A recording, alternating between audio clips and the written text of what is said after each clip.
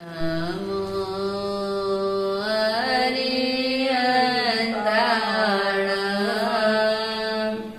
नमो सिद्धाणं नमो आयरियाणं नमो भुवनायाणं नमो लोयेशवसाहोणं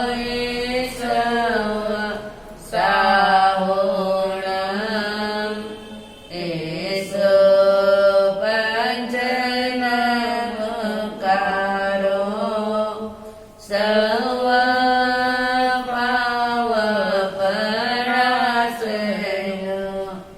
मङ्गलाणं च सर्वेसिं परमहवै मङ्गलं परमहवै मङ्गलम्। 24वें अवतार महावीर त्रिशूलानंदन प्यारा प्रभु वीर को वंदन मेरा प्रभु वीर को वंदन मेरा हुलसानंदन जय गुरु आनंद याद करे जग सारा बोलो श्रमण संग जयकार बोलो श्रमण संग जयकारा जिन चरणों में हर साधक का झुकता है ये सिरसा वह रत्न वल्लभ गुरु माता वह रत्न वल्लभ गुरु माता जहाँ साधु साध्वी शावक शाविका तीर्थ है ये प्यारा तीर्थ को वंदन मेरा तीर्थ को वंदन मेरा तीर्थ को वंदन मेरा। संसार सागर में भटकती हुई नौका को किनारे की ओर ले जाने वाली अनंत उपकारी पूज्य गुणी मैया के चरणों में वंदन। सुख के बंदों, माताओं बहनों, पावन पर्वाधिराज परशुराम पर्व की आराधना हम भक्ति भावना के साथ में कर रहे हैं। यह पर्व हमारे तन मन जीवन को पावन बनाने वाला, हृदय की शुद्धि करने वाला और चित्त की विशुद्धि करने वाला है। तो सबसे पहले इस महापर्व की आराधना हम एक भक्ति गीत के माध्यम से करेंगे। यह पर्व राज प्रिय आया, यह पर्व राज प्रिय आया, घर घर में आनंद छाया रे, घर घर में आनंद छाया रे, यह पर्व राज प्रिय आया, यह पर्व बड़ा सुखदाई, यह पर्व बड़ा सुखदाई है आत्म शुद्धि का भाई, मन का सब मेल मिटाया रे, यह पर्व राज प्रिय आया, घर घर में आनंद छाया रे, यह पर्व राज प्रिय आया। जो स्थानक में नित्य आवे, स्वाध्याय में चित्त लगावे, अज्ञान को दूर हटाया रे, यह पर्व राज प्रिय आया, घर घर में आनंद छाया रे, यह पर्व राज प्रिय आया। कोई बेला तेला करते कोई मास खमण को धरते, तप संयम मन को भाया रे, तप संयम मन को भाया रे, यह पर्व राज प्रिय आया, घर घर में आनंद छाया रे, यह पर्व राज प्रिय आया। शुद्ध भाव को दिल में धर के, शुद्ध भाव को दिल में धर के, आगम की ध्वनिया सुन के, अब धर्म ध्यान को ध्याया रे, यह पर्व राज प्रिय आया, घर घर में आनंद छाया रे, यह पर्व राज प्रिय आया। मोह माया से मन को मोड़ो, मोह माया से मन को मोड़ो, अब काम क्रोध को छोड़ो, अब काम क्रोध को छोड़ो, हीरा सा नर तन पाया रे, हीरा सा नर तन पाया रे, यह पर्व राज प्रिय आया, घर घर में आनंद छाया रे, यह पर्व राज प्रिय आया। पर्वाधिराज पर्युषण पर्व का आज दूसरा दिन है। यह पर्व हमारे जीवन के लिए बहुत ही महत्वपूर्ण पर्व है। समस्त पर्वों में शिरोमणि पर्वाधिराज पर्युषण पर्व है। सभी ध्यानों में शुक्ल ध्यान को श्रेष्ठ माना जाता है। सभी मंत्रों में नवकार महामंत्र को श्रेष्ठ माना जाता है। समस्त रसायनों में अमृत को श्रेष्ठ माना जाता है। समस्त रत्नों में चिंतामणि रत्न को श्रेष्ठ माना जाता है और सभी दानों में अभय दान को श्रेष्ठ माना जाता है। उसी प्रकार से दुनिया के समस्त पर्वों में पर्वाधिराज पर्युषण पर्व को सर्वश्रेष्ठ माना जाता है। इस पर्व की हमें आराधना करना है, साधना करना है, भक्ति करना है। इन 8 दिनों में ज्यादा से ज्यादा धर्म आराधना और तप त्याग करके जीवन को पावन बनाना है। ऐसे पावन पर्व की हम सभी मंगल में आराधना कर रहे हैं। पर्वाधिराज पर्युषण पर्व का आज द्वितीय दिन है। आज का हमारा विषय है दीजिए दान तो बढ़ेगा आत्मसम्मान, दीजिए दान तो मिलेगा आत्मसम्मान। हमारा आज का यह विषय है क्योंकि प्रभु महावीर ने मोक्ष जाने के 4 मार्ग बताए हैं, दान, शील, तप और भाव। इन चारों मार्गों में सर्वप्रथम धर्म का प्रवेश द्वार अगर कोई है तो वो कौन सा है? दान। क्योंकि दान देना एक महत्वपूर्ण धर्म भी है और गृहस्थ जीवन का कर्तव्य भी बताया जा रहा है।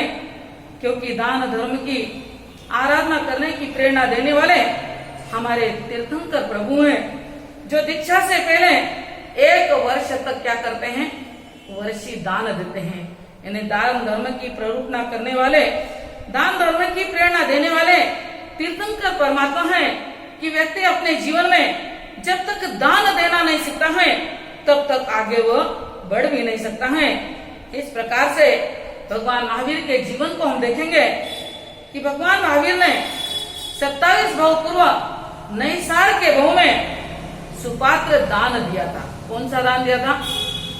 सुपात्र दान दे करके और अपने मोक्ष का सर्टिफिकेट प्राप्त कर लिया था। यानी सम्यक दर्शन को उन्होंने कैसे प्राप्त किया था? सुपात्र दान दे करके। भगवान महावीर ने सुपात्र दान दिया था नैसार के भाव में और उन्होंने सम्यक दर्शन को प्राप्त किया। दान की ऐसी महिमा शास्त्रकारों ने बताई है। चंदना का दान, क्या दान दिया था उन्होंने? कोई रबड़ी, कोई गुलाब जामुन, कोई खीर नहीं। चंदना ने उड़द के उबले हुए बाकुले का दान दिया था। लेकिन वो दान भी क्या हो गया? हमारे इतिहास में प्रसिद्ध हो गया।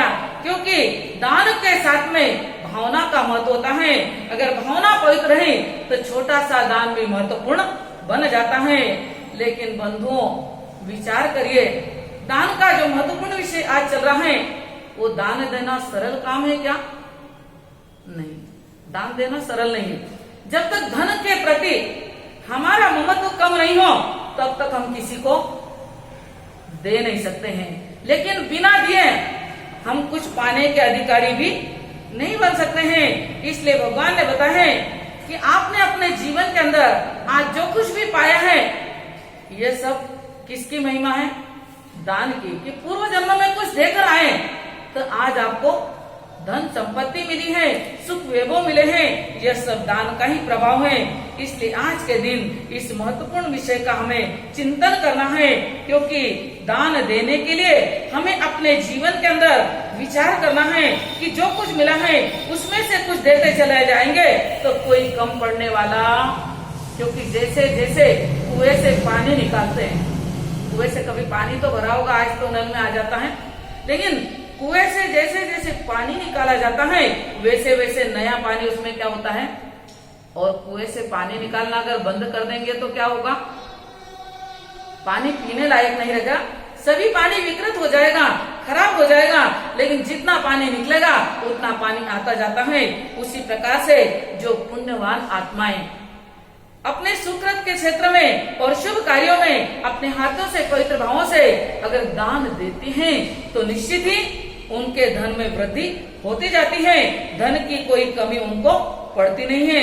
ऐसे दान धर्म की महिमा को हमें चिंतन करना है, विचार करना है। अब एक थोड़ा सा विचार और करेंगे कि दान देने वाले का महत्व ज्यादा है या दान लेने वाले का? किसका महत्व ज्यादा है बंधुओं? आप कहोगे दान देने वाले का, है ना। लेकिन यहाँ पर हमें कुछ क्षणों के लिए ठहर करके विचार करना है कि इस दुनिया के अंदर अगर कोई दान लेने वाला ही नहीं लेता तो आप दान धर्म की आराधना कर सकते थे क्या? कभी होती क्या? नहीं। कोई लेने वाले हैं तब जाकर के आपको दान देने का क्या मिला है? बादशाह अकबर की छोटी सी बात आपको बता दें कि वह भी बहुत उदार सम्राट थे। जब वह दान देते थे तो उनकी दृष्टि नीचे झुक जाती थी।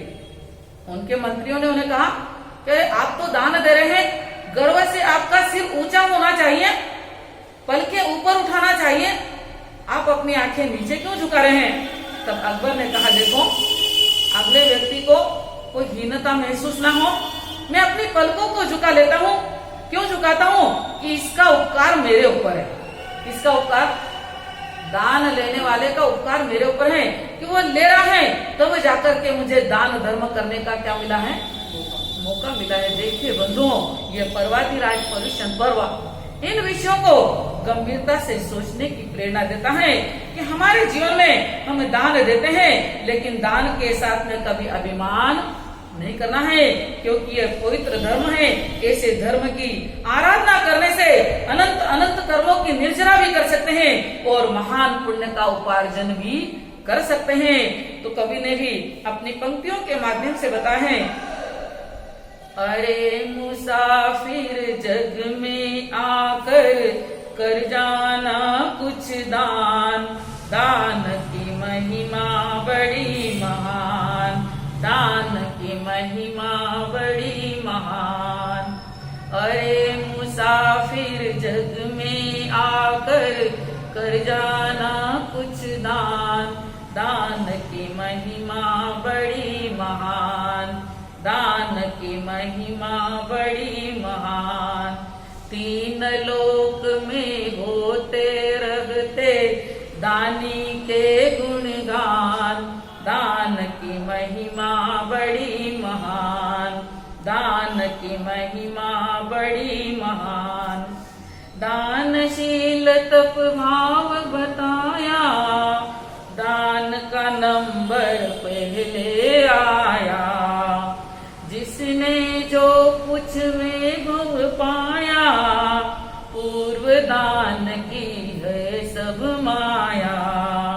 ऊंची गतियों में जाने का यही प्रथम सोपान, दान की महिमा बड़ी महान, दान की महिमा बड़ी महान।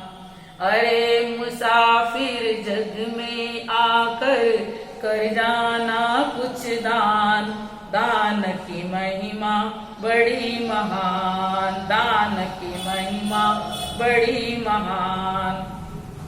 कर्ण महान कहाया कैसे, नाम दधीचिन पाया कैसे। कर्ण महान कहाया कैसे, नाम दधीचिन पाया कैसे।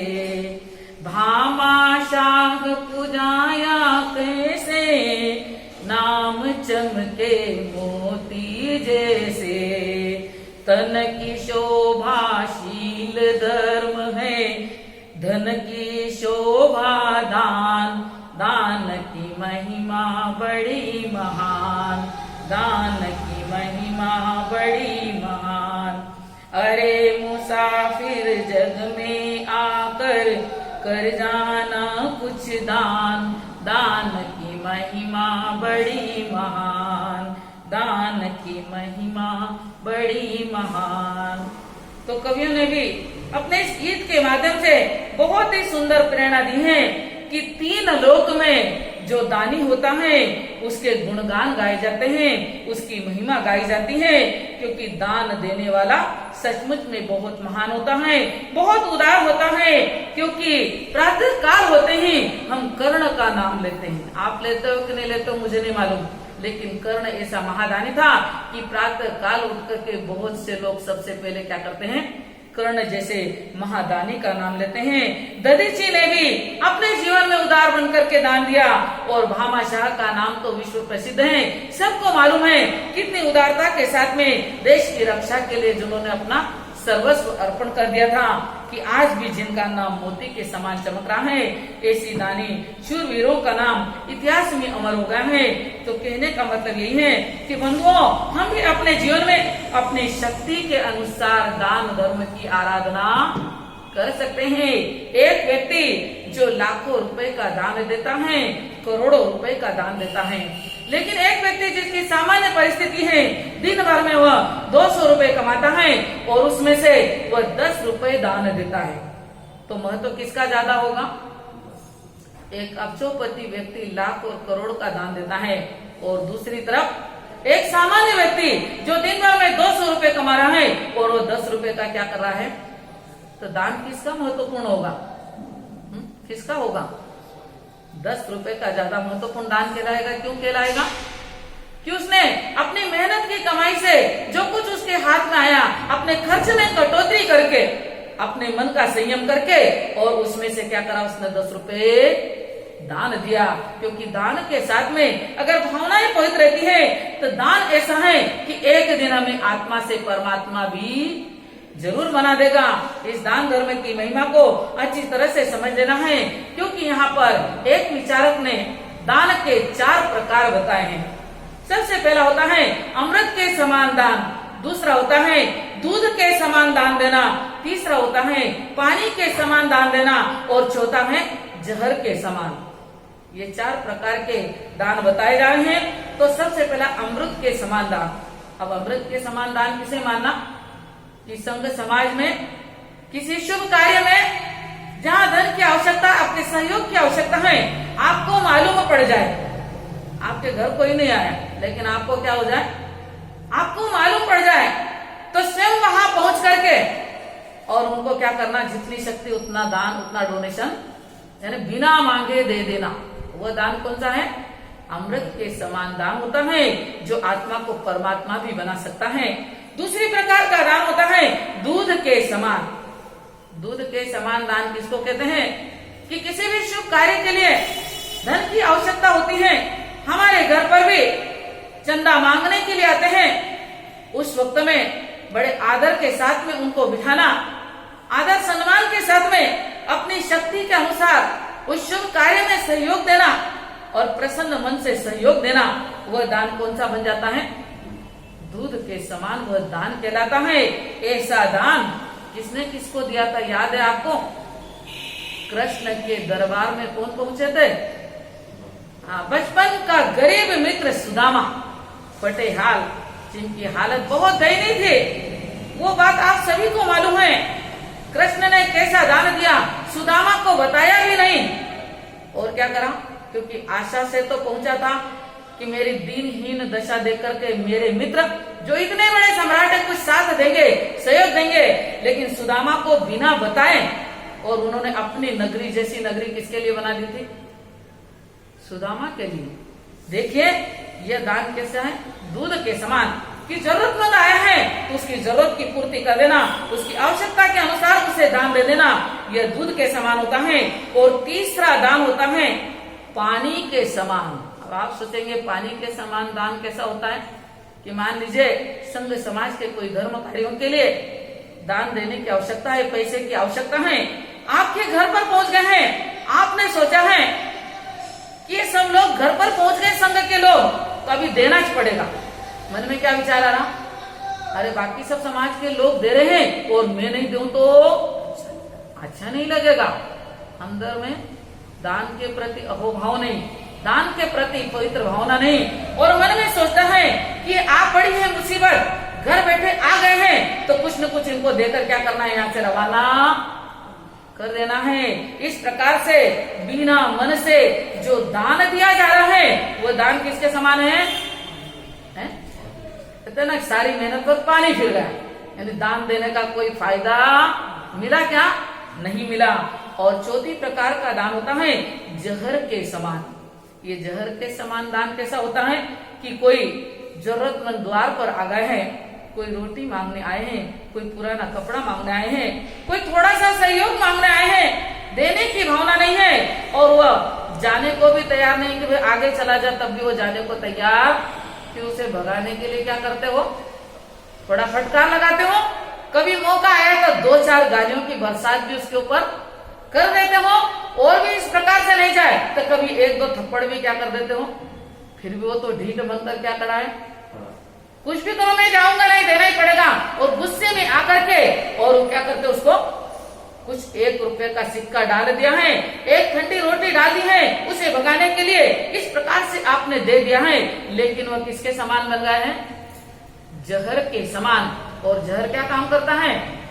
जीवन को समाप्त कर देता है। उसी प्रकार से हमारे सद्गुणों को नष्ट करने वाला ये जहर के समान दिया हुआ दान है। तो बंधु विचार करिए, आपको कैसा दान देना है? अमृत के समान, दूध के समान, पानी के समान, या जहर के समान? आप सभी समझदार हैं, बहुत बुद्धिमान है, क्योंकि जीवन में अमृत के समान दान दोगे तो आपका जीवन भी अमृतमय बन जाएगा, एक दिन अमर बन जाएगा।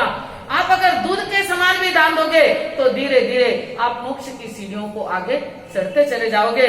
तो 2 प्रकार के दान इसमें श्रेष्ठ हैं, अमृत के समान दान और दूध के समान दान। क्योंकि बंधुओं ये पर्वाधिराज पर्युषण पर्व हमें जीवन की महत्वपूर्ण प्रेरणा देने वाला पर्व है। इस पर्व की आराधना करना है, साधना करना है, दानशील तप और भाव की भी साधना करना है। क्योंकि जितना जितना 8 दिनों में ज्यादा से ज्यादा समय आप अपना धर्म आराधना में लगाएंगे, दानशील में लगाएंगे, उतना समय उतने क्षण आपके सफल होते चले जाएंगे। पर्वाधिराज पर्युषण पर्व के अवसर पर हम आपको एक महत्वपूर्ण बात बता रहे हैं। आपने धार नगरी का नाम सुना होगा, कल भी हमने आपको बताया था प्रवचन के अंतर्गत कि धार नगरी के राजा कौन थे? भोज राजा। धार नगरी के राजा भोज जो महान ज्ञानी थे, बहुत विवेकवान थे, बहुत उदार थे, बहुत दानशूर थे, कोई भी उनके दरबार से कभी खाली निराश नहीं होकर नहीं लौटता था।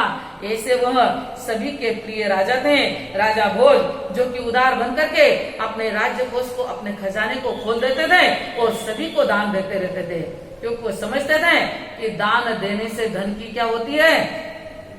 वृद्धि होती है। लेकिन आप लोगों ने इतने वर्षों में कभी इस चीज को समझा कि नहीं कि दान देने से धन की वृद्धि होती है? अगर ये चीज समझ गए हैं तो आप भी उदार बनकर के अपनी संपत्ति को सुकृत में जरूर देंगे, क्योंकि जितना देंगे उतनी धन की वृद्धि होती रहती है। ये काफी लोगों के जीवन का अनुभव देखा गया है। राजा भोज भी जितना दान देते उतना उनके घर में, उनके राज्य कोष में वृद्धि होती चली जा रही थी। लेकिन एक बार उनके मंत्री ने सोचा कि हमारे राजा इस प्रकार से धन को लुटाते जाएंगे तो एक दिन क्या हो जाएगा, राज्य कोष खाली हो जाएगा। फिर राज्य का कार्य कैसे चलेगा। लेकिन सम्राट तो सम्राट होते हैं, उन्हें डायरेक्ट कहने की हिम्मत नहीं होती कि भाई दान मत दे। वैसा राजा को कहना बहुत कठिन है, लेकिन राजा तो बहुत समझदार है, बहुत विवेकवान और ज्ञानी है। फिर भी उन्हें कैसे समझाना। मंत्री ने एक उपाय सोचा कि जहां पर सम्राट बैठते थे उनके सामने की दीवार पर एक पंक्ति लिख दी, क्योंकि उस समय संस्कृत भाषा का प्रचलन ज्यादा था। इसी भाषा में आपस में बातचीत करते थे और अपनी बात को व्यक्त करते थे। तो दीवार पर लिखवा दिया कि आप दर्थे धनम रक्षेत। क्या संदेश लिख दिया, किसके लिए लिखा, राजा के लिए लिखा है, डायरेक्ट बोला नहीं, इनडायरेक्ट वहां पर लिख दिया है कि आप दर्थे धनम रक्षेत, यानी आपत्ति काल के लिए धन की हमें क्या करना चाहिए। कभी भी कोई आपत्ति देश पर आ जाए, राज्य पर आ जाए, उसके लिए क्या करना चाहिए, धन की रक्षा करना चाहिए। सम्राट वहां आकर के बैठते हैं और इस पंक्ति को पढ़ते हैं। वो समझ गए ये पंक्ति किसके लिए लिखी है, क्योंकि समझदार को तो इशारा ही क्या होता है, इशारा ही काफी होता है। समझदारों को ज्यादा समझाने की आवश्यकता नहीं पड़ती है। राजा समझ जाते हैं। वो उठे वहां से और उन्होंने इस पंक्ति के नीचे दूसरी पंक्ति लिख दी। दूसरी पंक्ति उन्होंने क्या लिखी कि श्रीमताम कुत आपदा। श्रीमताम यानी पुण्यवान, जो पुण्यवान होता है उसे कोई आपत्ति आने वाली, उसका रिप्लाई दे दिया कि जो पुण्यशाली होता है उस व्यक्ति के जीवन में कोई आपत्ति आने वाली नहीं है, यानी आप कोई चिंता मत करो जिसने भी लिखा है। इसका मतलब ऐसा होता है। राजा ने उत्तर दे दिया, लेकिन मंत्री कहाँ हार मानने वाला था। तीसरे दिन पुनः वह वहां पर आता है और वहां पर एक पंक्ति और लिख करके चला जाता है और वो लिखता है कि कदाचित कुपितो देव, यानी इसका अर्थ क्या होता है कि कभी भाग्य रूठ जाए और परेशानी आ जाए, समस्या आ जाए, आपत्ति आ जाए, तो उस वक्त क्या करोगे, यानी उस वक्त के लिए धन को क्या करना चाहिए, बचा करके रखना चाहिए। इस बात का संदेश इस पंक्ति में दिया गया कि कदाचित कुपितो देव, अगर देव रूठ जाए यानी भाग्य रूठ जाए तो हमें क्या करना चाहिए, उस समय की व्यवस्था करके रखना चाहिए। ये वहां पर सामने लिख दिया। लेकिन जब सम्राट ने ये तीसरी पंक्ति पढ़ी तो उसके नीचे और एक पंक्ति लिख दी। क्या लिखी होगी भाई, आप बता सकते हो, क्योंकि सम्राट बहुत ज्ञानी है। सिर्फ उन्होंने सुना नहीं है, जीवन के अंदर भी इन ज्ञान की बातों को आत्मसात किया है। उन्होंने उसके नीचे पंक्ति लिख दी कि संचितोपि विनश्यति। मतलब आप भी समझ गए होंगे, बहुत सरल संस्कृत भाषा है कि अगर जीवन में ऐसा कोई योग बन जाए, पाप का उदय आ जाए, भाग्य रूठ जाए, तो संचितोपि विनश्यति, यानी जो संचित करके रखा हुआ भी क्या हो जाएगा, वो भी नष्ट हो जाएगा, वो भी समय पर काम आने वाला नहीं है। इस प्रकार से उन्होंने उत्तर दे दिया है। मंत्री ने सोचा कि राजा को समझाना किसी के बस की बात, क्योंकि राजा बहुत ज्ञानी थे, वह समझते थे कि दान देने से तो आने वाली आपत्ति और विपत्ति भी क्या हो जाएगी, दूर हो जाएगी। व्यक्ति महान पुण्यशाली बन जाता है और जिस दिन पाप का उदय सचमुच में आ जाएगा तो मैं कितना भी इकट्ठा करके रखूं तो भी उसका कोई उपयोग होने वाला नहीं है। इस प्रकार से राजा भोज के जीवन का यह एक सुंदर सा उदाहरण आपको बताए हैं कि आप ही अपने जीवन के अंदर जो भी देना है उदार भावों से दीजिए, अच्छे भावों से दीजिए, क्योंकि अच्छे भावों से देंगे तो सचमुच में छोटा सा दान भी क्या होता है, बहुत महत्वपूर्ण बन जाता है, कर्मों के बंधन भी तोड़ देता है। इसी दान की महिमा को आगे बताते हुए कहा है कि हम अपनी मेहनत के साथ में दिन रात मेहनत करके और धन कमाते हैं, लेकिन कमाए गए धन का कुछ अंश अगर हम दान में नहीं दें तो शास्त्रकारों ने बताया है कि धन की 3 गति है।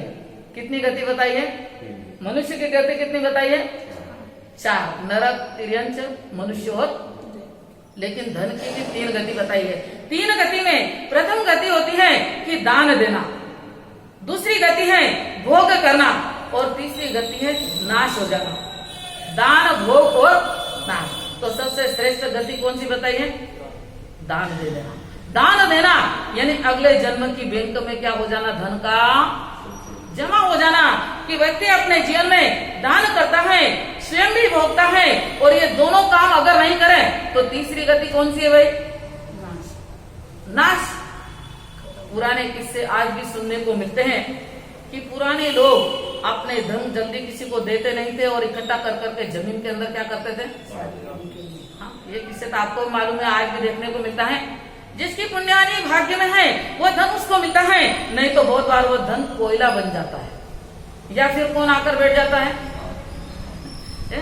यानी वो धन का कोई उपयोग किसी को उपयोग करना ही नहीं देते हैं। इसलिए प्रभु महावीर ने फरमाए हैं कि आप अपने जीवन के अंदर इस धन का सदुपयोग कर लीजिए, जितनी शक्ति है उतना दान कर दीजिए, क्योंकि दान देने से भी व्यक्ति के जीवन में महान पुण्य का उदय होता है और महान पुण्यवानी का बंध भी हो जाता है। ऐसे दान धर्म की महिमा बताई है। दान धर्म की महिमा बताते हुए आगे भी बताया जा रहा है कि दान करना है, लेकिन जहां तक हो सके अगर आप गुप्त दान दो तो ज्यादा श्रेष्ठ है। कौन सा दान? आपने कभी किसान के जीवन को नजदीक से देखा होगा या कभी आपने भी खेती की होगी तो आपको मालूम है कि बारिश का मौका आ जाने के बाद में खेत में बीजों को क्या करते हैं, हम रोपण करते हैं, बीजों को बो देते हैं। किसान खेत में बीज बोता है तो कैसे बोता है भाई? देखा आपने कभी कैसे बोता है? कि वो बीज उसके अंदर रख करके और ऊपर से क्या डाल देता है? सच में ऐसे ही बोता है ना कि बीज को बो देता है और ऊपर से वो क्या डाल देता है। अगर किसान बीज को अंदर मिट्टी से नहीं ढके, मिट्टी में नहीं दबाए और मुट्ठी भर करके चारों तरफ उछाल दे खेत में, तो आगे क्या होगा? कितनी फसल आएगी भाइयों? नहीं आएगी, वो सब व्यर्थ चला जाएगा। तो उसको जमीन में दबाना क्या है? एक बीज के कितने बीज मिलते हैं भाई? कितना अनाज आता है? गिनती नहीं, सैकड़ों दाने, लाखों हजारों दाने भी उसके हो जाते हैं, वो उसके अंदर दबा देता है। उसी प्रकार से हमें भी ये समझना है कि वो अंदर उसको दबा देता है बीज को, तब जाकर के उसको कई गुना क्या मिलता है? फल मिलता है। उसी प्रकार से ये दान धर्म बहुत पवित्र है। इस दान धर्म को जितना हो सके गुप्त रूप से करने की आप कोशिश करिए, क्योंकि जितना गुप्त करेंगे वह दान आपका सर्वश्रेष्ठ दान बन जाएगा, मंगलमय दान बन जाएगा और यही दान आपको अनंत गुना बाद में लाभ देने वाला सिद्ध होगा। ऐसे दान धर्म की महिमा बताई है। इस दान धर्म की महिमा को हमें समझना है कि व्यक्ति अपने जीवन में जब भी दान देता है उसे यही सोचना है कि मुझे दान सहयोग के लिए देना है, नाम के लिए। लेकिन आज तो क्या देखने को मिलता है भाइयों? छोटा सा दान दिया तो भी कहेगी मेरा नाम लिखना कहीं भूल होता है ना। एक बार की बात है कि एक संत विहार करते करते एक शहर के अंदर पधारे। वहां जाने के बाद में एक पट्टे पर विराजमान हो जाता है स्थानक में जाने के बाद में, लेकिन पट्टा जो लगाया हुआ था उसको पलट दिया गया था। कोई झाड़ू पोछे वाला भैया आया होगा और उसने पट्टे का मुंह क्या करा, जिधर की और नाम लिखा हुआ था वो मुंह किधर चला गया? पीछे दीवार की साइड, और आगे बिना लिखा हुआ भाग। संत विराजमान हो गए, श्रावक लोग दर्शन के लिए आते हैं। वो श्रावक भी वहां पर आ गया जिसने उस पट्टे को दान दिया था। जैसे ही वो वहां पर आया सबसे पहले दृष्टि किसके ऊपर पड़ी भाइयों? वाह वाह, बहुत होशियार है आप लोग तो। महाराज साहब पे दृष्टि पहले नहीं पड़ी, दर्शन की पहले आई। पहले पट्टे को देखा, बोले गुरुजी आप 2 मिनट नीचे उतर जाओ। बोले कई बात हुई भाई, 2 मिनट नीचे उतर जाओ, यानी हुआ क्या? बोले सिर्फ 2 मिनट गुरुजी। गुरुजन का भाई बोले तो उतरना ही पड़ेगा। गुरुजी 2 मिनट के लिए पाठ से नीचे उतर जाते हैं। उस भाई ने उस पाठ का मुंह क्या करा? इधर से इधर। बोले महाराज जी इस पे मेरा नाम लिखा हुआ और ये पीछे हो गया था, इसलिए मैंने इसको क्या करा। कितना सुंदर काम करा, गुरुजी को उठाया। यानी ये नाम की चाह, नाम की लालसा हमारे दान धर्म को भी क्या कर देती है? दूषित कर देती है। तो व्यक्ति अपने जीवन में अगर इस प्रकार की नाम की कामना नहीं रखे कि दान तो ऐसी पावन चीज है कि आपको आत्मा से क्या बना सकता है? परमात्मा बना सकता है। हमारे मुस्लिम समाज के भी एक महान संत हैं शेख सादी, क्योंकि भारत भूमि के ऊपर हर धर्म हर समाज से किसी न किसी महापुरुष का जन्म हुआ है। शेख सादी ने 2 महत्वपूर्ण बातें बताई है। उन्होंने कहा है कि इस दुनिया के अंदर 2 प्रकार के मूर्ख हैं। ध्यान से सुनिए, क्योंकि ये पर्व ध्यान से सुनने का, चिंतन मंथन करने का पर्व है, मात्र कानों से सुन लेना यह फॉर्मेलिटीज नहीं है। तो उन्होंने बताया है इस शेख सादी ने कि 2 प्रकार के मूर्ख में पहले प्रकार का मूर्ख तो वो होता है कि उसने धन तो खूब कमा लिया अपनी बुद्धि से, लेकिन उसका सदुपयोग नहीं करा, किसी सत्कार्य में कभी 1 रुपया भी नहीं लगाया, वो भी दुनिया का क्या है, सबसे बड़ा मूर्ख है कि इतना धन कमाया लेकिन उसने कभी सुकृत कार्य नहीं करा। और दूसरा मूर्ख उसे बताए हैं कि ज्ञान तो बहुत सीख लिया, ज्ञान सीखने वालों की तो कोई कमी नहीं, पूरी दुनिया का ज्ञान करता है, वो सीख लेता है, लेकिन ज्ञान तो बहुत सीख लिया है, जानकारी का खजाना तो एकत्रित कर लिया है, लेकिन जीवन के आचरण में कभी उतारा क्या नहीं उतारा। वो भी किसकी गिनती में आए, मूर्ख की गिनती में आ जाता है, क्योंकि आपने ज्ञान तो सब सीख लिया कि दान देना चाहिए, सामायिक करना चाहिए, प्रतिक्रमण करना चाहिए, संतों के दर्शन करना चाहिए, मंगलिक सुनना चाहिए, उससे जीवन मंगलमय बनता है। जानकारी तो पूरी दुनिया की है, लेकिन प्रैक्टिकली जीवन में कितना उतार रहे हो भाइयों, तो वह भी किसकी गिनती में आ रहा है, मैं नहीं बता रही हूँ, ये महापुरुषों की बताई हुई बात है कि वह भी मूर्ख की गिनती में आ जाता है कि जितना ज्ञान हमने प्राप्त किया है, जितनी बातें हमें मालूम हुई है, उसे प्रैक्टिकली जीवन के अंदर क्या करना है, आत्मसात करना है, क्योंकि ये मंगलमय पर्व हमारे जीवन की भूलों को सुधारने वाला है। आज तक हम जो भूल करते आए हैं, उन भूलों को अगर सुधार लेंगे तो सचमुच में ये पर्व की आराधना करना भी सफल और सार्थक हो सकता है। आपने सेठ हुक्मचंद जी का नाम सुना होगा, कौन है हुक्मचंद जी सेठ, कहाँ रहते थे, कभी सुना कि नहीं नाम, बहुत दूर नहीं है, इंदौर नगरी, हम लोग वहीं से आए हैं। हुकुमचंद मिल, कभी नाम सुना, हाँ, प्रसिद्ध व्यक्ति का नाम आपके सामने बता रहे हैं। क्यों बता रहे हैं कि उनके जीवन का कैसा आदर्श था, उसे भी आज हम चिंतन करेंगे, समझेंगे कि सेठ हुक्मचंद जी जो कि एक बहुत ही उदार सेठ के रूप में प्रसिद्ध थे, जिनके पास में धन की कोई कमी नहीं थी और दान देने की भी उनकी भावना कैसी थी, बहुत उदार भावना थी।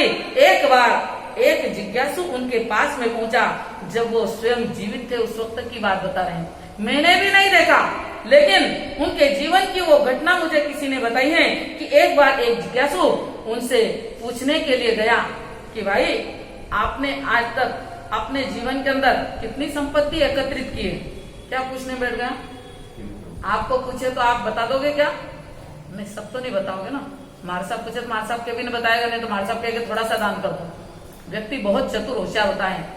तो वो व्यक्ति जो कि इंदौर नगरी का रहने वाला था, अपरिचित था, और वो वहां पहुंच गया कि सेठ जी आपकी टोटल संपत्ति कितनी है। सेठ जी ने उसको देखा ऊपर से नीचे तक और वो बोला कि भाई मेरी संपत्ति 12.5 लाख। कितनी बताई, बोली आप इतने बढ़िया सुश्रावक होकर के और इतनी प्रसिद्धि प्राप्त श्रावक होकर के झूठ बोलते हो। अकेला ये कांच का मंदिर कहाँ बना हुआ है, इतवारिया बाजार में, अकेला कांच का मंदिर भी उस जमाने में करोड़ों की लागत का था, और भी उनकी धर्मशालाएं पता नहीं कितने ट्रस्ट संस्थाएं खुद ने बना रखी थी, करोड़ों अरबों की संपत्ति उस समय भी थी, लेकिन उन्होंने अपनी संपत्ति का हिसाब क्या बताया, बोले आप श्रावक होकर के गलत मत बोलो, मैं कोई चंदा मांगने नहीं आया हूँ, कोई आपसे धन मांगने नहीं आया हूँ, आपसे तो मुझे बता दो कि आपकी संपत्ति कितनी है। तब सेठ जी बोले हुक्मचंद जी कि भाई आपको गलत फहमी हो गई है, मैं झूठ नहीं बोल रहा हूँ। बोले तो प्रत्यक्ष झूठ है, इतना बड़ा कांच का मंदिर जो आपने बना रखा है वही करोड़ों का है, और आप क्या बोल रहे हो मेरी संपत्ति कितनी है, सिर्फ 12.5 लाख। तो बोले भाई मेरी बात का तात्पर्य समझने की कोशिश करो कि मैं किन भावों के साथ कौन सी बात कहना चाहता हूँ। तो बोले बोलो अगला झूठ और कौन सा बोला, बोले झूठ नहीं बोलूंगा, पहले मेरी बात ध्यान से सुनिए, सुनने के बाद आप मुझे बताना कि मेरी इस जिंदगी में आज तक मैंने दान में कितने रुपए दे चुका हूँ। 12.5 लाख कितना दान दे चुका हूँ, 12.5 लाख आज तक मेरे हाथों से दान हो चुका है, और वही मेरी असली संपत्ति है। समझ में आया आप सभी को, क्या बताया उन्होंने कि जितना मैंने अपने हाथों से दान दिया वही मेरी क्या है, असली संपत्ति है। बाकी ये जितनी संपत्ति आपको दिखाई दे रही है यह मेरे साथ चलने वाली। आपको कुछ समझ में आया भाइयों, आपकी संपत्ति कितनी है, आपकी कितनी, चलो कोई बात नहीं, सोचकर बाद में उत्तर दे देना, और उत्तर वही देना जो किन्होंने दिया है, सेठ हुक्मचंद जी जैसे एक बहुत ही विवेकवान सुश्रावक के जो शब्द हैं उन्हें ध्यान में रखना है। मेरी असली संपत्ति उतनी है जितनी आज तक मैंने क्या करी है, बाकी तो मैं मुनीम ट्रस्टी बनकर के इनकी रखवाली कर रहा हूँ, बाकी तो मेरे साथ कोई जाने वाली नहीं है। इस प्रकार से ये छोटे से उदाहरण से भी हमें समझ में आता है कि व्यक्ति अपने जीवन में दान देना चाहता है, लेकिन दान के साथ में अगर भावनाएं पवित्र रखें तो सचमुच में इस दान धर्म की महिमा और ज्यादा बढ़ जाती है। लेकिन दान देने के लिए अपनी कंजूसी को क्या करना पड़ता है? कंजूसी को छोड़ना पड़ता है। एक कंजूस व्यक्ति के जीवन की एक छोटी सी बात मुझे याद आ गई, वो भी आपको बता दें कि एक बार एक कंजूस व्यक्ति बहुत बीमार पड़ गया। अब बीमार पड़ने के बाद में व्यक्ति स्वस्थ होने के लिए जो भी इलाज हो सकता है करता है। उसने जो भी छोटा मोटा इलाज हो सकता है करा, लेकिन बीमारी ठीक नहीं हुई। किसी और डॉक्टर को दिखाया, दवाई बोली उसने खाई, लेकिन तो भी उसकी तबीयत ठीक नहीं हुई। कई डॉक्टर वैद्यों की दवाई से भी उसकी तबीयत ठीक नहीं हुई। इसके बाद में वो ज्योतिषी के पास भी पहुंच गया कि कौन सी ग्रह दशा खराब है, किस कारण से मेरी तबीयत दवाई देने के बाद भी ठीक नहीं हो रही है, तो आप क्या करो, मुझे कोई उपाय बताओ। तब ज्योतिषी ने कहा कि भाई एक काम करो, तुम तुला दान कर दो। तुला दान समझते हैं आप लोग? कि अपने वजन के बराबर किसी वस्तु को दान कर देना, उसको क्या बोलते हैं? तुला दान। तो बोला ठीक है, लेकिन उन्होंने कहा कि आप तो बहुत ही धनवान और संपन्न सेठ जी हैं, एक काम करो कि आप अपने बराबर सोने का दान दे दो। वो बोला भाई मेरा तो हार्ट फेलियर हो जाएगा, सोना कोई सस्ती चीज है? सोना बहुत महंगा है, वो तो मैं दान नहीं दे सकता हूँ। तो एक काम करो, चांदी का दान कर दो। बोले वो भी देना मेरी शक्ति की बात, तांबे का दान कर दो, पीतल का दान कर दो, स्टील का दान कर दो। बोले इतना मैं करने वाला, इतना करने की मेरी कोई भावना नहीं, कोई बात नहीं, इतना नहीं कर सकते। तो आप एक काम करो, किसी अनाज से अपना तुला दान, किससे करना है भाई? अनाज से करना है। लेकिन वो कंजूस व्यक्ति मन में विचार कर रहा है कि बाजार में अनाज कौन सा सस्ता मिलता है भाई, मुझे भी मालूम नहीं हो, शायद मेरे हिसाब से तो अनुमान से ज्वारी सस्ती होगी, गेहूं महंगा है, मक्की महंगी है, बाजरी भी महंगी होगी। उसने सोचा सबसे सस्ते ज्वार होती है और वो भी कंट्रोल के लिए आए तो क्या हो जाए और ज्यादा। देखिए दान तो देना है, लेकिन भावनाएं कितनी संकुचित है, ऐसा दान जीवन का कल्याण नहीं कर सकता है। इसके बाद में उसने कहा कि भाई मैं और ज्यादा तो नहीं, लेकिन अनाज के साथ में मेरा तुला दान कर सकता हूँ। उस पंडित जी ने एक मुहूर्त देख करके और उन्हें बता दिया है कि आज के बाद में 5 दिन के बाद में इस दिन इस मुहूर्त में आप तुला दान कर देना। इस प्रकार से वो घर आ जाते हैं और विचार करते हैं कि तुला दान के लिए मैंने हाथ तो भर दी है, ज्वारी से तुला दान करना है, लेकिन और भी उसमें मैं बचत। अब आप लोग बताओ भाई और बचत क्या हो सकती है उसमें? कुछ आ रहा हो तो बेचारे को उसको बता दो कि उसमें और भी बचत कर लूं। कैसे बचत कर लूं? उसके बाद में 3 दिन पहले से उसने उपवास करना चालू कर दिया। इसलिए भाइयों वजन कम करना है। अरे आप लोग तो बहुत ही समझदार हो, इशारा ही काफी होता है। आप लोगों को तो इतना सा बताया तो आगे सब क्या हो जाएंगे। 3 दिन पहले से उपवास करना चालू कर देता है कि जितना मेरा वजन 1-2 किलो भी कम हो जाएगा उतनी ज्वारी क्या होगी। वाह वाह वाह, क्या दान दिया जा रहा है, कैसा दान दिया जा रहा है। उसके बाद में 1 दिन बीता, 2 दिन बीता और तुला दान का दिन वहां पर आ जाता है कि आज मुझे 11 बजे क्या करने जाना है, तुला दान करने जाता है। और भी सोच रहा है, क्या सोच रहा है भाइयों, कि कम से कम ज्वारी जाए घर में से। ऐसा विचार कर रहा है कि और भी मैं वजन कैसे कम कर सकता हूँ। प्रातः काल उठ करके उसने दवाई खा ली, किसके लिए? पेट। वाह वाह वाह, आप इतने में ही समझ जाते हो। सच में मुझे ज्यादा नहीं समझाना पड़ेगा कि वो वजन भी क्या होगा। फिर भी उसके मन को शांति नहीं है कि और भी मुझे क्या प्रयास करना चाहिए जिससे ज्वारी कम जाए। और उसके बाद में वो नाई के पास पहुंच गया। अब नाई के पास क्यों जाते हो भाइयों? हाँ, तो कहाँ पहुंच गया? उसने अपने सिर के बाल भी क्या करे, दाढ़ी मूछ के बाल भी क्या करे, काय की तैयारी कर रहा भैया। कैसी भावना, आप विचार कर रहे हैं, आपको हंसी भी आ रही है कि यहाँ तक कि वो दाढ़ी मूछ भी क्या करता है, निकलवा देता है। और उसके बाद में बहुत मुश्किल से वो क्या करता है, आप विचार करो। ऐसा दिया गया दान किसी काम का है क्या? नहीं, उसका कोई पुण्य फल नहीं, ऐसे दान से कोई फायदा मिलने वाला नहीं होता है। व्यक्ति अपने जीवन के अंदर इस प्रकार से अगर कंजूसी करता है और बिना मन के दान देता है तो उस दान का कोई महत्व रहता नहीं है। तो दान की महिमा बताते हुए कहा जा रहा है कि व्यक्ति को अपने जीवन के अंदर दान देना है, लेकिन दान के साथ में अगर उदारता रखे, पवित्र भावना रखे तो दान धर्म की महिमा भी बढ़ जाती है। क्योंकि आप अगर अपना पैसा ब्याज में देंगे, ब्याज में भी लोग पैसे देते ना, ब्याज में अगर पैसा दिया गया तो 2 गुना हो जाता है। व्यापार में अगर पैसा लगाएगा तो 4 गुना हो जाता है। व्यापार में वही पैसा क्या होता है, 4 गुना हो जाता है। और खेती में अगर अनाज डालो तो 100 गुना हो जाता है। लेकिन दान में अगर आपका धन गया है तो हजारों गुना उसका क्या होता है, लाभ मिल जाता है। ऐसे पवित्र दान धर्म की महिमा यहाँ पर बताई जा रही है। ऐसे दान धर्म को समझ करके और हमें पवित्र भावों के साथ में दान देना है। क्योंकि दान देने के लिए व्यक्ति को जीवन में अमीर होना कोई जरूरी नहीं। एक गरीब से गरीब व्यक्ति भी क्या कर सकता है। शुरुआत में हमने प्रवचन के बताया कि चंदना ने सिर्फ उड़द के बाकुले दिए। क्या दिए, उड़द के बाकुले, लेकिन किन भाव से दिया। ओहो, आज मेरा कैसा सौभाग्य है, गुरु यहाँ पर पधारे हैं, प्रभु पधारे हैं और इन हाथों से मैं क्या कर रही हूँ, उन उत्कृष्ट भावनाओं के साथ में चंदना का दिया गया दान भी इतिहास में प्रसिद्ध हो जाता है। संगम ग्वाले ने क्या दिया था, बहुत गरीब परिवार का हुआ बच्चा, पहली बार उसे घर में खीर मिली है, खीर खाने के लिए सामने रखी है, ठंडी होने का इंतजार कर रहा है और संत का आगमन हो गया।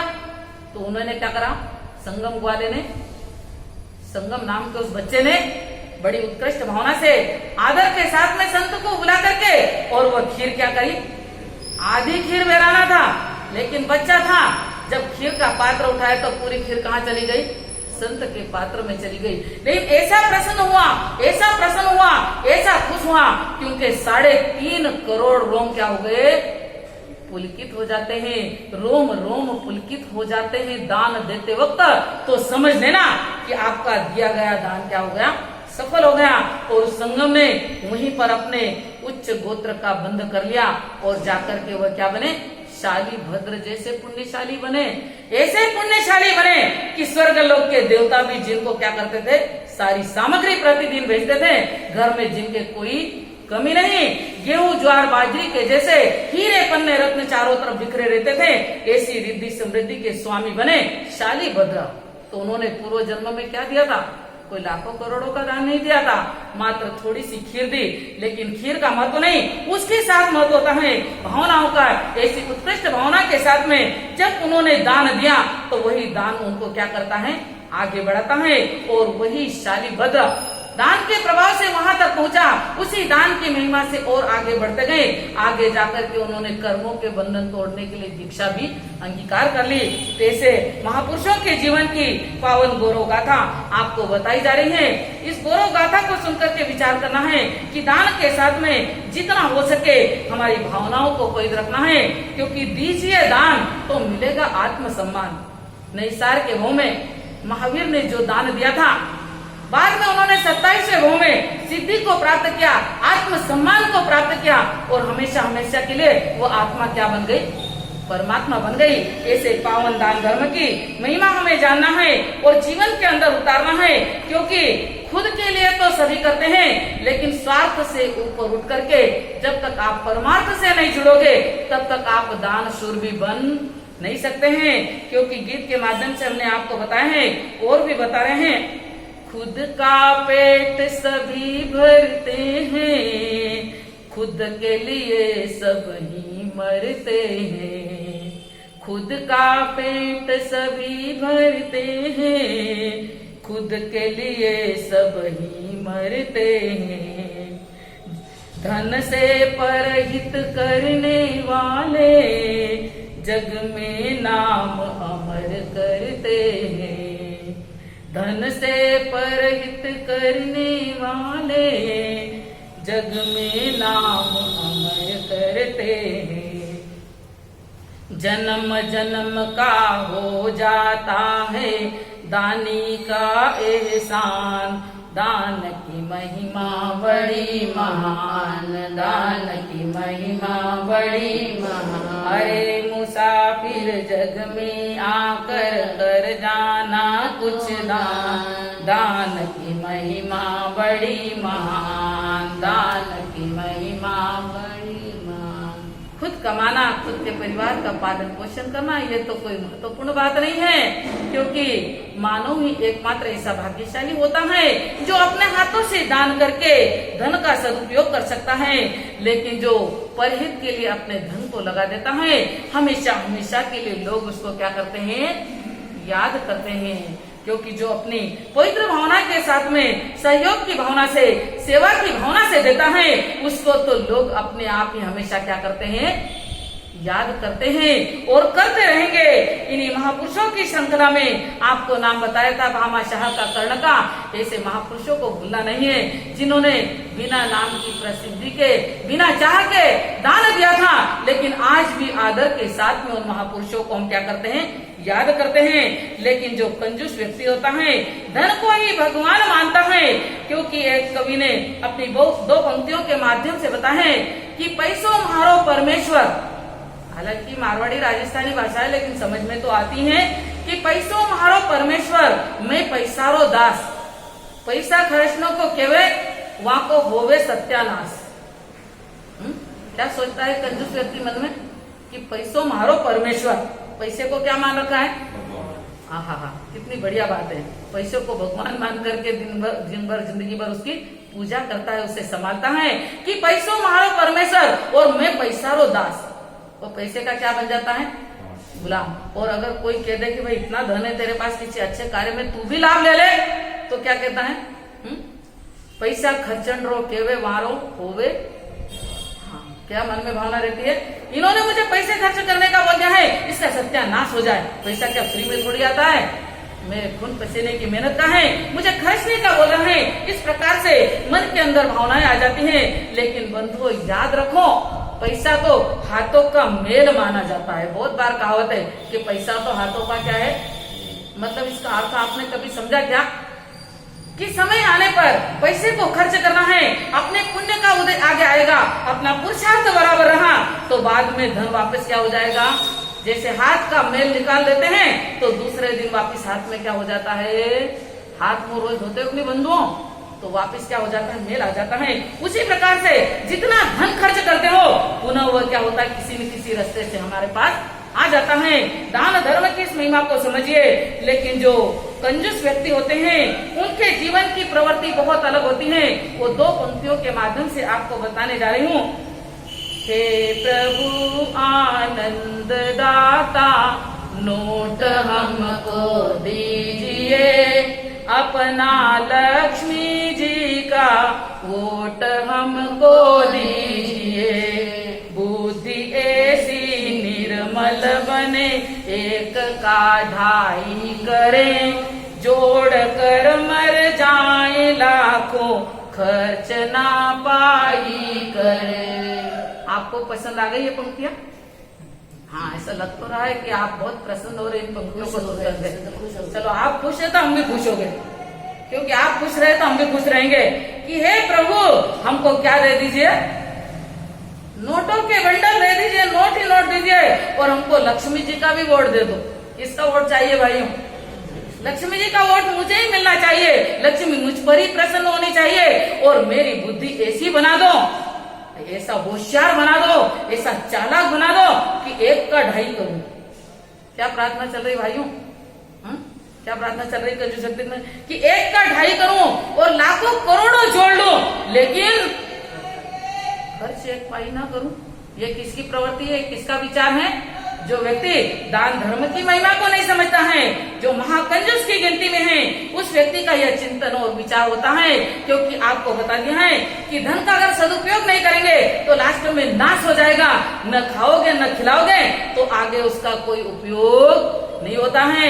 इसलिए पर्वाधिराज पर्युषण पर्व के इस पावन अवसर पर इस दान धर्म की महिमा का चिंतन करना है, विचार करना है कि जितना हो सके सत् कार्यों में हमें दान देना है, क्योंकि जो दान देंगे वही आपके जीवन में आपको पुण्यशाली बनाएगा।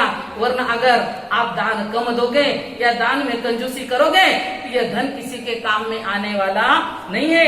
ऐसे दान धर्म की महिमा बताते हुए कहा गया है कि बहुत से व्यक्ति सिर्फ इकट्ठा करते एक ही धुन में दौड़ते रहते हैं और उस धुन में धर्म साधना को भी क्या करते हैं, हाँ, क्योंकि धन कमाना कितना कठिन होता है, कितनी बेईमानी, कितना छल कपट, कितनी धोखाधड़ी भी उसके साथ करते हैं, कितना धन कमाते हैं और सिर्फ जोड़ करके रखते हैं। किसके लिए रखते हैं भाइयों, किसके लिए रखते हैं? हाँ, अपने परिवार के लिए, अपने बेटों के लिए। लेकिन एक बात याद रखो भाइयों, अगर इकट्ठा करने के रखने के बाद में भी अगर उनकी पुण्यवानी नहीं है तो धन का उपयोग आज प्रत्यक्ष देखने को मिलता है। अरबों की संपत्ति हाथ में आई उन बेटों के और उन्होंने दुर्व्यसनों में संपत्ति को क्या कर दिया। याद रखो कि जो धन जिस उद्देश्य से जोड़ा था कि वो सुख से खाएंगे, लेकिन उनके जीवन को और ज्यादा व्यसनी इसलिए बताया गया है कि पूत सपूत तो का धन संचय और पूत कपूत तो का धन संचय। पुत्र अगर सपुत्र हैं, पर समझदार है, होशियार है, बुद्धिमान है, तो आपने जो कमाया उससे भी ज्यादा वो क्या कर लेगा, आपको कमा करके उसके लिए जोड़ने की चिंता नहीं करना है। और पुत्र अगर कुपुत्र निकल गया तो आपकी जोड़ी हुई संपत्ति को वो क्या कर देगा, नष्ट कर देगा, व्यसनों में बर्बाद कर देगा। इसलिए ज्ञानियों ने कहा है कि आप शास्त्रकारों की इन बातों को समय रहते समझ जाइए, धन का भी सदुपयोग कर लीजिए, क्योंकि कर लेंगे सदुपयोग तो सचमुच में वह धन संपत्ति कमाना भी सफल हो सकती है।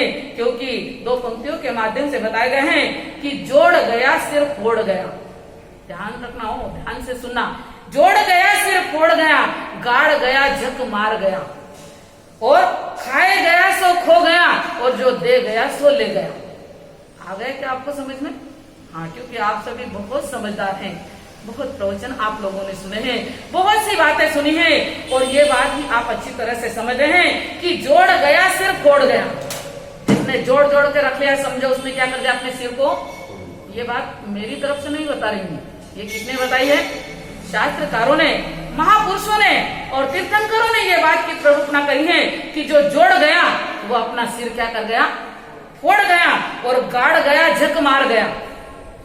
अर्थ तो समझ गए कि जिसने कमा कमा करके मेहनत की कमाई को और जमीन के अंदर क्या कर दिया, किसी को देने की हिम्मत तो न दान करने की हिम्मत है और न किसी को देने की हिम्मत है, जमीन के अंदर गाड़ दिया है। समझना, उसने जिंदगी के अंदर झक मारा है। खा गया सो खो गया, खाया जो तो मिट्टी बन गया, उसका कोई अर्थ नहीं, उसका कोई फायदा नहीं है। खा गया सो खो गया, और जो दे गया सो, जो दे देता है वही अपने साथ में इस दान धर्म की महिमा को लेकर जाता है, इसके फल को लेकर जाता है। इन बातों को समझ करके इस पवित्र दान की आप आराधना करेंगे, साधना करेंगे और अमृत और दूध जैसा दान देंगे तो सचमुच में आपका जीवन भी धन्य होगा, आपका कमाया गया धन भी सफल हो जाएगा। इन्हीं शब्दों के साथ मैं अपने शब्दों को विराम देती हूँ। बोलिए आचार्य भगवंत की जय। सिद्धार्थ का राज दुलारा, माँ त्रिशला का नंदन है, ऐसे प्रभु महावीर को कोटि कोटि वंदन है, कोटि कोटि वंदन है। आचार्य सम्राट श्री आनंद ऋषि जी महाराज साहब के चरणों में कोटि वंदन नमन। श्रमण संघ के चतुर्थ पटधर परम पूज्य आचार्य डॉक्टर शिव मुनि जी महाराज साहब के चरणों में कोटि वंदन नमन। परम पूज्य युवाचार्य श्री महेंद्र ऋषि जी महाराज साहब के चरणों में कोटि वंदन नमन। परम पूज्य प्रवर्तक श्री कुंदन ऋषि जी महाराज साहब के चरणों में कोटि वंदन नमन। परम पूज्य प्रवर्तनी गुरुनी मैया श्री रतन कुंवर जी महाराज साहब के चरणों में कोटि वंदन नमन। मालव ज्योति गुरुवर्या पूज्य श्री वल्लभ कुंवर जी महाराज साहब के चरणों में कोटि वंदन नमन। आप और हम सबको जिन वाणी का श्रवण कराकर हम पर उपकार करने वाली परम पूज्या मातृ, जिन शासन चंद्रिका तप आराधिका श्री प्रिय दर्शना जी महाराज साहब, तत्व चिंतिका विदुषी महासती कल्प दर्शना जी महाराज साहब के चरणों में कोटि वंदन नमन। आज दोपहर में 2:30 बजे आध्यात्मिक कवि सम्मेलन होगा। इस कवि सम्मेलन के जो संयोजक महोदय है, हमारे संघ के संरक्षक आदरणीय श्री रामचंद्र साहब श्रीमान श्री रविंद्र जी कटारिया हैं। आप सभी घर बैठे YouTube के माध्यम से ही इस कवि सम्मेलन का आनंद ले सकेंगे। आज के कवि सम्मेलन के कवि रत्न हैं श्री हेमंत जी श्रीमान श्री कैलाश जी तरल, श्री सतीश जी श्रीवास्तव है। सामूहिक वंदना। तीखुतो आयाहीनम करेमि वंदामि नमामि सत्कारेमि सम्मानेमि कल्याणं मंगलम देव्यं सेव्यं पजवासमि मतेनामि। तीखुतो आयाहीनम करेमि वंदामि नमामि सत्कारेमि सम्मानेमि कल्याणं मंगलम देव्यं सेव्यं पजवासमि मतेनामि। तीखुतो आयाहीनम करेमि वंदामि नमामि सत्कारेमि सम्मानेमि कल्याणं मंगलम देव्यं सेव्यं पजवासमि मतेनामि। आज के पचकांड व्यासना आजनम बाणम खायम समर्था भगणम सहसा गाणम महता गाण सोसतगणम। व्यासना के पचकांड दस बनते पड़िक मामी निंदामी गरियामी वोसरे एक आसने के पचकांड हाथ जोड़ लीजिए। आसनम पाणम खायम समर्था भगणम सहसा गाणम महता गाणम सोसतगणम। एक आसने के पचकांड दस बनते पड़िक मामी निंदामी गरियामी वोसरे आयम्बिल का पचकांड अश्नम पाणम खाइमम साइमम अनथा वोगणम सहसा गाणम महता गाणम सौसमताणम। आइम्बिल के पचकांड तस बनते पड़िक मामी निंदामी गरियामी वोसरे आज का एक उपवास। अश्नम पाणम खाइमम साइमम अनथा वोगणम सहसा गाणम महता गाणम सौसमताणम। दिन के दिव्या रात के चौव्या उपवास के पचकांड तस बनते पड़िक मामी निंदामी गरियामी वोसरे आज के दो उपवास। अश्नम प्राणम खाइमम साइमम अनथा वोगणम सहसा गाणम महता गाणम सौसमतागणम। छठवतम बेले के पचकांड दिन के दिव्या रात के चौव्या तस बनते पड़िक मामी निंदामी गरियामी वोसरे तपस्या करने वालों को धन्यवाद। आज की 1.5 कोर्सी 2 कोर्सी अश्नम प्राणम खाइमम साइमम अनथा वोगणम सहसा गाणम महता गाणम सौसमतागणम। 1.5 कोर्सी 2 कोर्सी अपने अपने धारणा प्रमाणे पचकांड दस बनते पड़िक मामी निंदामी वोसरे सामूहिक पचकांड। आज के सामूहिक पचकांड भोजन में मौन रखना है। भोजन के समय मौन रखना। अगर वो नहीं जमे तो दिन भर में कभी भी 15 मिनट की मौन करना, लेकिन याद रखना मौन करके सो मत जाना। ऐसे अपने अपने धारणा प्रमाणे पचकांड वोसरे मंगल पाठ पूरी भक्ति एवं श्रद्धा के साथ आप और हम सब मंगल पाठ का श्रवण करेंगे। दलबद्ध हो जाइए। गुरुदेव की आज्ञा से। चत्तारी मंगलम अरिहंता मंगलम सिद्धा मंगलम साहू मंगलम केवली पणत्तो धम्मो मंगलम। चत्तारी लोगुत्तमा अरिहंता लोगुत्तमा सिद्धा लोगुत्तमा साहू लोगुत्तमा केवली पणत्तो धम्मो लोगुत्तमा। चत्तारी शरणम पवज्जामि अरिहंते शरणम पवज्जामि सिद्धे शरणम पवज्जामि साहू शरणम पवज्जामि केवली पणत्तम धम्मम शरणम पवज्जामि। अरिहंतों का शरणा, सिद्धों का शरणा, साधुओं का शरणा, केवली परोपी दया धर्म का शरणा। 4 शरणा दुख हरणा मंगल करना औरन शरणा कोई जो हो प्राणी आदरे अजर अमर पद होए। बोलिए श्रवण भगवान महावीर स्वामी की जय।